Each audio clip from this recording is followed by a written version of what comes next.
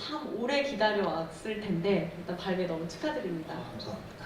네, 승윤 씨 같이 작업하신 분들이랑 팬들도 참 많이 머리에 스쳐 지나갈 것 같은데 오늘 이렇게 발매하게 된 소감이 어떠신가요? 사실 제가 한 8월 말부터 지금까지 거의 전력 질주하다시피 앨범을 만들었거든요. 그래서 약간 뭔가 홀가분하기도 하고요. 네. 그 음원 사이트에 노래가 딱 올라가고 그걸 제가 다 확인을 해봐야 좀 실감이 날 것 같습니다. 네, 아직까지는 좀 얼떨떨한 네. 기분도 들 것 같은데 그렇다면 이 새 정규 앨범 페어가 된다 해도 좀 본격적인 소개를 직접 해주시죠. 네, 일단 페어가 된다 해도는요, 제가 33살인데요, 바코드가 찍혀있는 앨범을 오. 처음 내봤습니다. 그 전에 제가 냈다가 음원 사이트에 올렸다 내린 앨범이 있는데, 그거는 그 시장에 편입된 앨범이 아니어서 제가 0집으로 치고 있거든요. 그래서 영지. 이번 앨범이 1집이 될 거고요.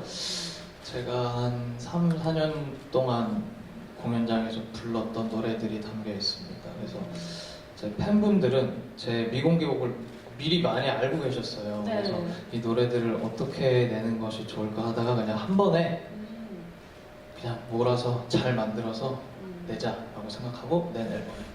어떻게 보면 이승윤 씨의 음악 인생이 담긴 앨범이다 이렇게도 느껴지는데 네. 저도 이렇게 음원을 들었을 때 어떤 흐름이 좀 느껴졌었거든요. 이 트랙리스트를 보고 팬분들도 기대를 정말 많이 하고 있는데 트랙리스트에 대해서 좀 설명을 해주시겠어요? 네, 그 트랙 리스트 짜는 게 정말 고민이 많았습니다. 그렇죠. 일단 여기 네, 1번 도킹이라는 곡이요. 이번 앨범이나 제가 음악을 하는 이유, 노래를 만드는 이유, 앨범을 만드는 이유에 대한 설명을 하는 곡이고요. 좀 문을 여는 문을 그런 여는 곡입니다. 진짜. 그리고 구름 한 점이나 교재를 펼쳐봐 사형선고가 이제 첫 번째 맥락인데요. 저기는 약간 빈정거리고 우울함 쪽입니다. 뭐 페어가 된다 해도 코미디어 오소서는 약간 그럼에도 불구하고 라는 챕터고요. 7번, 8번, 9번은 이제 희망에 가까운 맥락입니다. 그래서 빈정거리는 희망이라는 컨셉으로 만든 앨범이고요. 근데 사실 이 앨범을 역순으로 들어도 말이 되는 앨범을 만들고 싶었어요. 그래서 역순으로 들어서 또 결론이 도킹으로 끝나는. 네. 빈정거리는 희망, 희망거리는 빈정. 그렇죠. 이렇게 희망찬 빈정거리. 네. 네. 희망찬 빈정거리 이렇게도 느낄 수 있는데 승윤 씨의 곡들은 좀 들으면서 생각나는 부분들도 굉장히 많이 있고 좀 가사를 한 번씩 곱씹어 보게 되는 것 같거든요. 네. 승윤 씨한테 가장 의미 있는 가사도 있을 것 같아요. 제가 송구하게도 제 가사를 좀 좋아하는 편이긴 한데 자기애가 그 강한. 네. 그 중에서 꼽으라면 이 앨범에 이제 난 마지막 나야라는 가사가 있습니다. 그 가사를 조금 좋아하고 그게 이번 앨범의 부제 같은 거예요. 페어가 된다 해도 난 마지막 나야 이렇게 네. 됩니다. 그래서 내가 마지막 나인 것을 인지해야 진짜로 빈정거릴 수도 있고 진짜로 희망할 수도 있다고 생각하거든요. 그래서 이 앨범은 마지막 내가 선택하는 너에 대한 맥락을 담고 있습니다. 네, 그리고 이번 앨범이 특이하게 제주도에서 작업을 하셨더라고요. 네. 제주도 하면 일하러 가긴 하지만 저 같으면 굉장히 놀고 싶기도 하고 설레는 네. 마음도 많이 들 것 같은데 어떠셨어요? 저는 그냥 일만 하다 왔습니다. 톤 스튜디오라는 곳이 있는데 거기 네. 제주도에 스튜디오가 있어요. 그래서 거기서 앨범 보컬이랑 일렉 기타 이런 거 녹음을 하러 한 20일 정도를 갔는데 네. 저는 사실 전혀 놀 시간이 없다는 걸 알았기 때문에 그냥 차 타고 이동하면서 풍경 보는 걸로 만족했습니다. 근데 제가 브이로그 두 편을 보니까 친구들이랑 뭐 고기도 구워 먹고 아, 그쵸, 그쵸. 굉장히 소소하고 즐겁게 보냈는데 맞아요. 그래서 좀 이번 앨범이 더 잘 나오지 않을까 이런 생각도 들거든요. 같이 작업한 친구들 소개도 좀 해주세요. 네, 제가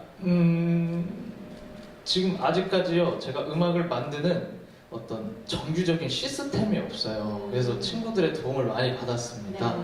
그래서 제가 밴드 같이 했던 친구들 용이 형, 지용이라는 분은 전곡의 드럼을 쳐줬고요.